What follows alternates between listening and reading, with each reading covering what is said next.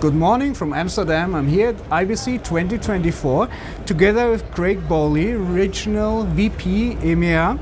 Nice to meet you, Craig. Good to meet you, Akim. How are you doing? I'm good. And good, you? Excellent. Yes, great, thank you. Perfect. IBC 2024, can you share a bit what is new for ST Engineering, iDirect? What are you showcasing? What are the excitements for this year? Yeah, well, I think one of the most exciting things is, I'll start with this show, right? So the engagement with customers has been fantastic. I think one of the things we've seen this year is our partners coming to us and wanting to collaborate on business plans, on where we're heading to, and how we can work together. And of course, that comes back to what we have available now and what we're working on for the future. So we have some great things on the stand at the moment. We have obviously our suite of remotes. One of the best ones at the moment in the market is the 5010.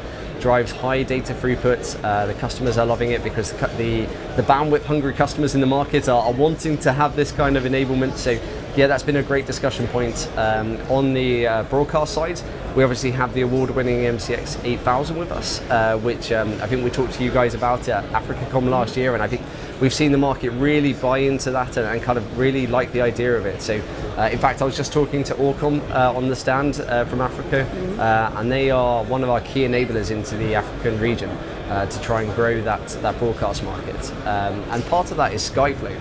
So SkyFlow is a suite, an ecosystem of DVB native IP solution for the market that brings together an ultra fast, low cost, highly efficient solution that customers can absorb and take to market to connect the unconnected. I think it's a system that we've deployed to Peru recently. We're very proud of our network into Peru with the SkyFlow system.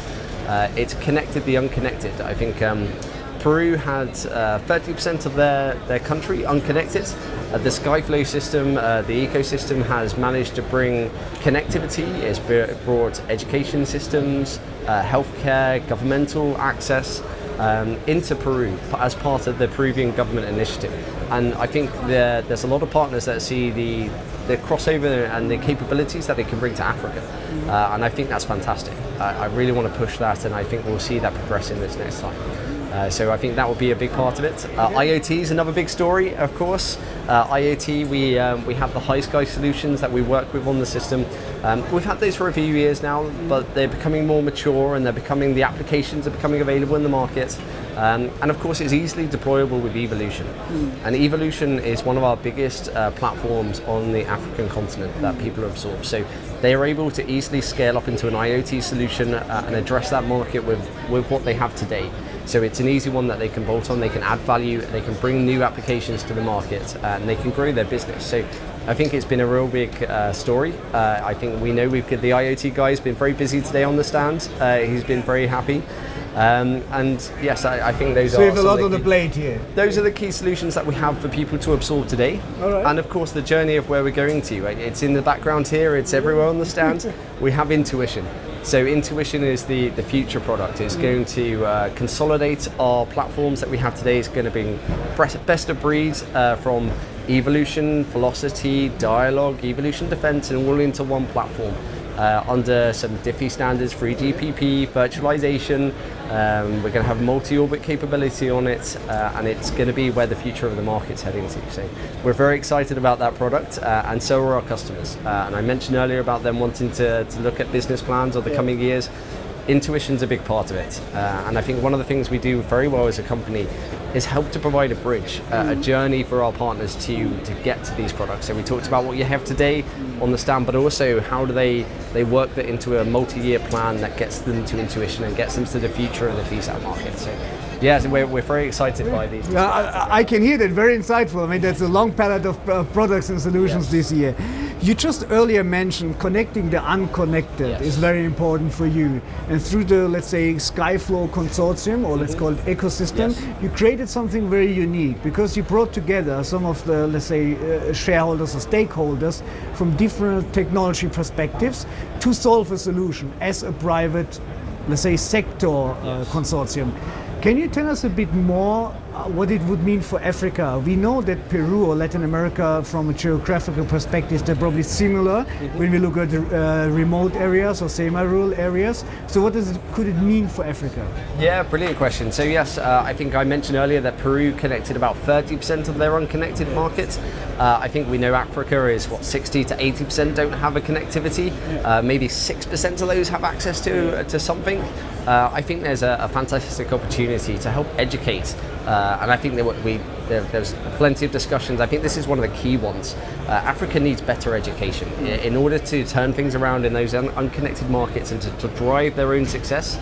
Teach a man to fish, the saying. If we can get them educated, then we can build on their own foundations. And I think Skyflow has the capability to do that. With the right partners in this ecosystem that we mentioned, rather than addressing a market separately, we're able to come together and bring a package that makes sense. It's easily packaged and consumable.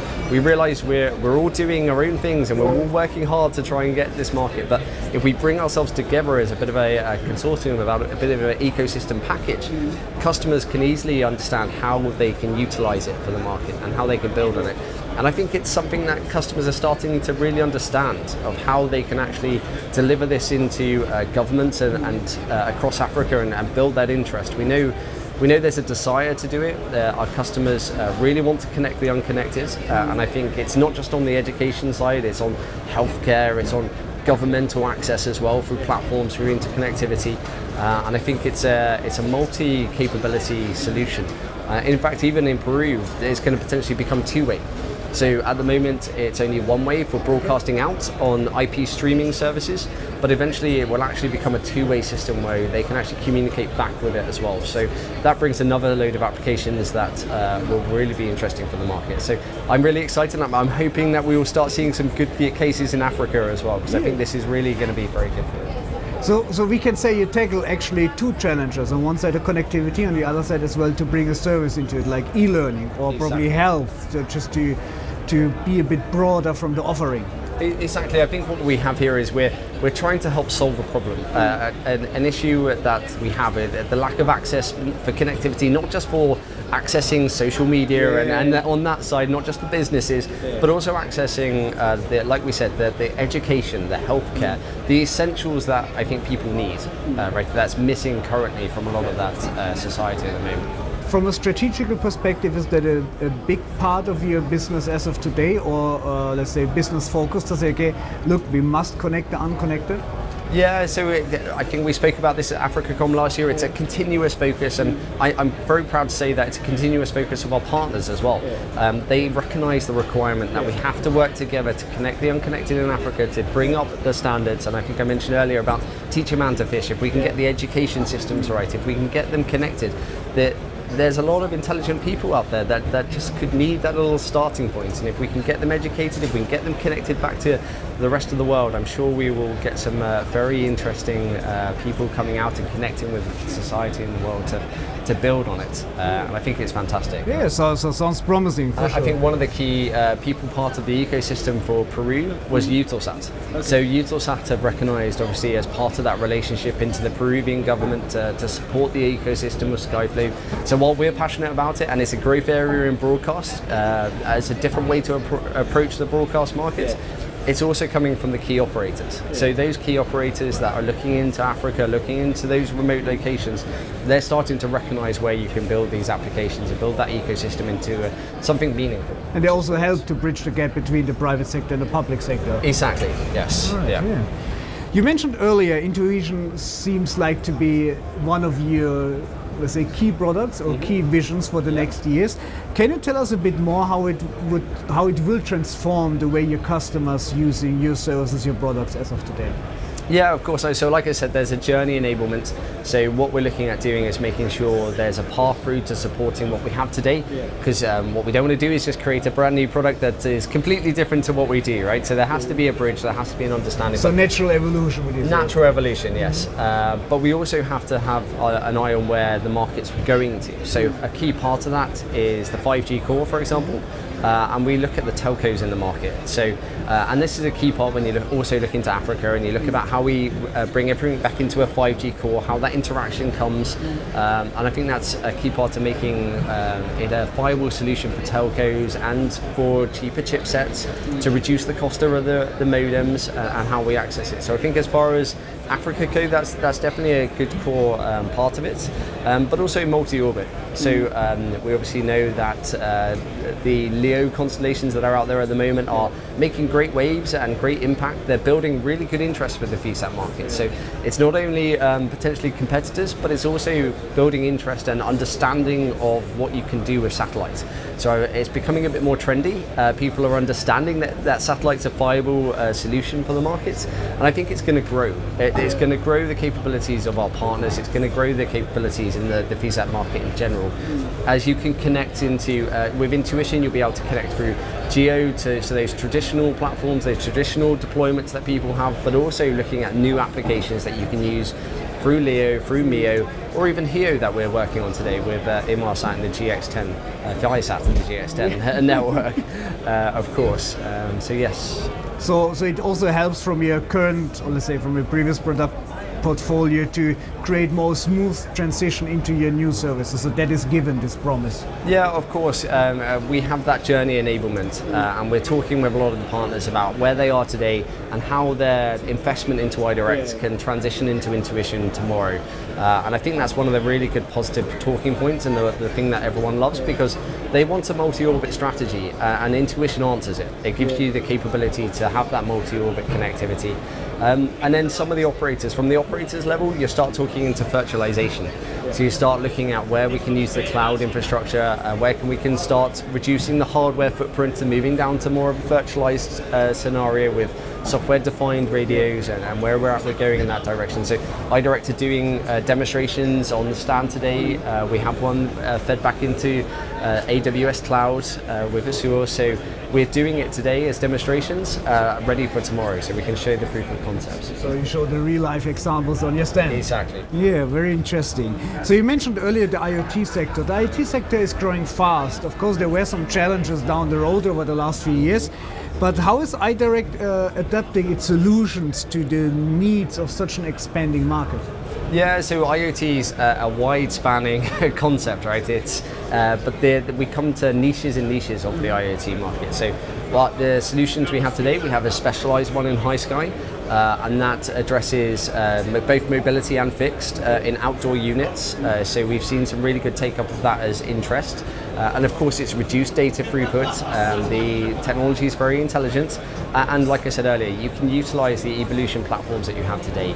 So a lot of the customers that have invested in iDirect, there's a path to managing that IoT solution through what you have. So we can upskill our partners, we can work with them to go after new applications.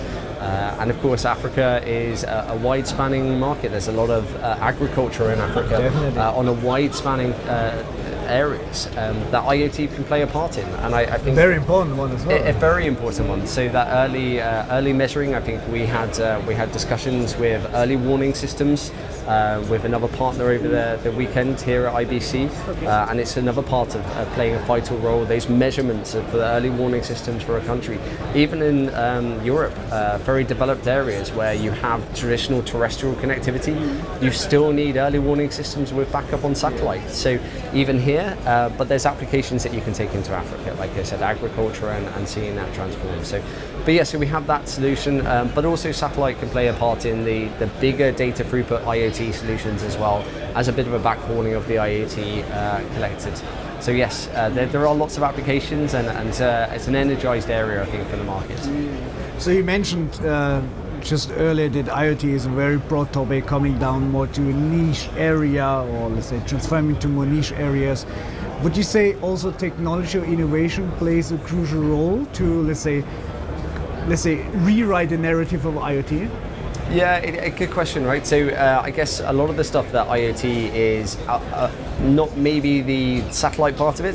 Yeah. The very small IoT is a lot of monitoring, a lot of data, minor data being collected and then probably backhauled over satellite. So I think a lot of the ecosystem of IoT is part of that, and I think we work with some very, very intelligent customers out there who are able to connect the IoT systems back into satellites, and I think those are the ones that I think where it makes a lot of sense with satellites.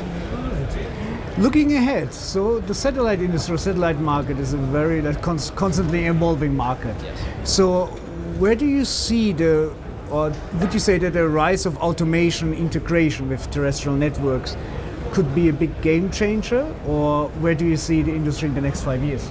Yeah, really good question. So I mentioned earlier about the 5G core and telcos, and that's a standard they're looking for today. So we're having a lot of our partners come to us and starting to talk about, well, what can we do to try and get this integrated into a 5G core so everything feeds back into that core rather than having to have multiple systems on a layer that's controlled by somebody else. So I think they're demanding it today, and we're working towards recognizing that demand and building it into the next generation platform. So yeah, I see that as a crucial part. I think those telcos are going to play a big part in those demands in those coming years.